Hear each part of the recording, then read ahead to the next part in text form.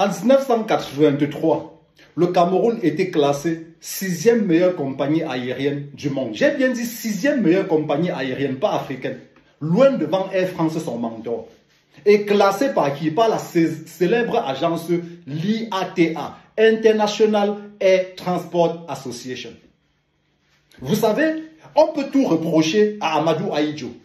Mais s'il y a une chose vraie, réelle, indéniable et inéluctable, c'est son amour inconditionnel pour le Cameroun. C'est sa vision et sa stratégie pour le Cameroun. Vous savez, Amadou Ahidjo, dans sa stratégie, avait décidé de faire quoi? De nationaliser tous les secteurs au Cameroun. Et il a commencé par quoi? Par le secteur aérien. Il faut savoir qu'à l'époque, le Cameroun faisait partie de ce qu'on appelle Air Afrique, qui regroupait 11 pays de l'Afrique francophone.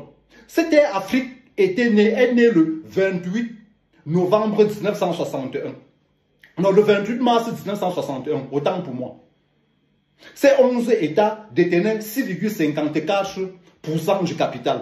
Et Air France notamment, 33% du capital. Donc, dès 1971, Amadou Ahidjo décide de quitter Air Afrique. Le but pour lui étant de rendre le Cameroun autonome dans le secteur aérien. Oui. Dans la foulée, le 26 juillet 1971, la Cameroun Airlines, en abrégé CAMER, voit le jour. Le premier vol est effectué le 1er novembre de la même année, c'est-à-dire 1971, via un Boeing, le Boeing 737. Les choses vont tellement vite, hein? Parce que quoi? Dès 1972, le Cameroun intègre l'IATA, comme je l'ai dit, intègre l'ATAF, intègre en même temps la FRAP. La nationalisation continue. Pour preuve, en 1974, le premier vol de la CAMER avait un équipage 100% camerounais est effectué. Je dis bien, le premier vol avait un équipage 100% camerounais est effectué. Mais le meilleur reste à venir. Le meilleur reste à venir, pourquoi? Parce que dès 1981, le Cameroun et Amadou Ahidjo se dotent du plus grand avion de ligne de l'époque. Je dis bien du plus grand avion de ligne de l'époque. Le Boeing 747-200 combiné. Et le dénomme le Mont Cameroun. Je dis et le dénomme le Mont Cameroun qui sera la vitrine et la fierté de la CAMER. Oui. Ce Boeing s'envoie en l'air pour la première fois le 4 avril 1981. Et rapprochez-vous de vos parents, rapprochez-vous de vos proches qui avaient cette chance inouïe à l'époque de voyager par cette compagnie. Le service était XXL. Je dis bien XXL et de qualité. Pour preuve, dès 1983, comme je l'ai dit, la CAMER est classée 6e compagnie mondiale. Je dis bien 6e compagnie mondiale, devant Air France qui n'est classée que 18e. Je dis devant Air France qui n'est classée que 18e. Mais que devient la CAMER? Que devient la CAMER? La CAMER a malheureusement été placée sous liquidation en 2008. Je dis bien en 2008. Et alors, le Mont Cameroun, ce fameux Boeing 747 qui faisait tant la fierté du Cameroun et de la CAMER, qu'en est-il? Figurez-vous que cet avion est à la casse. Cet avion est à la casse. Pourquoi? Parce que le 5 novembre 2000, cet avion fait malheureusement une sortie de piste lors d'un atterrissage. On est à l'aéroport Roissy-Paris-Charles de Gaulle, en France. Le plus triste vient après. C'est-à-dire les experts rendent le verdict. Le verdict, c'est quoi? C'est qu'il y a 3 raisons principales sur cette sortie de piste.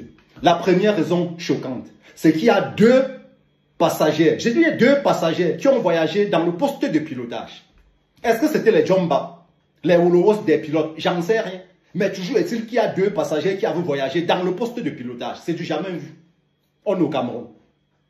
La deuxième raison, c'est quoi? C'est la surcharge. Pourquoi? Paul Demolition Man Biya est arrivé.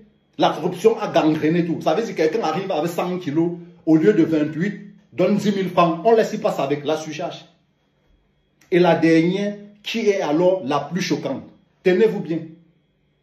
Les pilotes n'avaient pas terminé leur formation. Vous avez bien entendu, les pilotes n'avaient pas terminé leur formation. Et enfin, les experts ont dit, l'avion est tellement endommagé qu'on ne peut plus réparer. Donc depuis 2000, le Mont Cameroun est à la casse. À cette époque, les Indiens enviaient le Cameroun. Les Chinois enviaient le Cameroun. La Corée du Sud enviait le Cameroun. Tous les pays africains, du Maghreb jusqu'en Afrique du Sud, les présidents venaient louer la flotte, louer les avions à la Camer pour pouvoir faire le déplacement officiel. Aujourd'hui, triste est de constater que c'est Paul Biya qui va louer les avions dans les autres pays pour pouvoir voyager, faire ses déplacements officiels. Et vous voulez qu'on se calme. Et lorsqu'on parle, vous nous dites qu'on se plaint parce qu'on est Bamileke. Oui, je suis Bamileke, je me plains. Les autres sont étonnés, ils se plaignent. Parce qu'on cherche la perfection. On veut retrouver le Cameroun d'antan. Et s'il y a des Camerounais qui se complaisent dans cette situation, moi non. Moi non. Je pourrais m'en foutre comme tous les autres. Je vis en France, je mange bien. Mais non. Il y a encore des gens comme moi qui ont cette once d'amour. Qui ne peuvent pas s'enorgueillir de voir leur frère, leur pote souffrir au Cameroun. Non. Stop au bavardage. Il va falloir qu'on accélère. Cette année, Biya ne peut pas se représenter aux élections. Oui. Oui, j'en prends la responsabilité. N'importe quoi.